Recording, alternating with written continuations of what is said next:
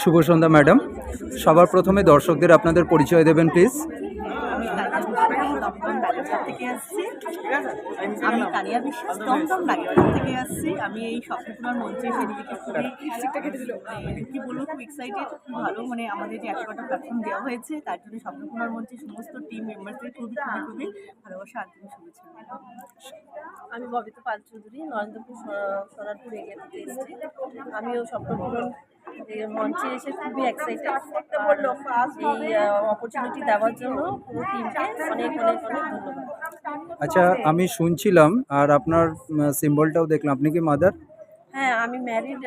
এইটার ব্যাপারে একটু স্পেশালি কিছু বলবেন, যাতে আমাদের সমাজে এইটার ব্যাপারে আরও ইন্টারেস্ট গ্রো হয় এবং এটা যে কোনো খারাপ কাজ নয় সেই ব্যাপারে একটা মেসেজ যায় বাংলার মা বউদের কাছে, মা বোনেদের কাছে, প্লিজ। আমি প্রফেশনালি পেস্ট্রি শেফ, আর আমার অনেক দিনেরই মানে ইচ্ছে ছিল যে আমি এটাতে পার্টিসিপেট করবো, এরকম কোনো মঞ্চ পাবো, যেটা আজকে পেলাম, সেটার জন্য খুবই খুশি। আর আমি লাস্ট 2 ইয়ার্স থেকে পেস্ট্রি শেফ কোর্সটা কমপ্লিট করে এবার প্রফেশনালি স্টার্ট করেছি। তার আগে আমি হাউস ওয়াইফই ছিলাম। আমার বিয়ের 15 বছর হয়ে এবার 16 বছর রানিং।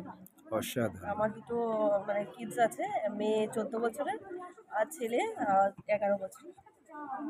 ধন্যবাদ ধন্যবাদ।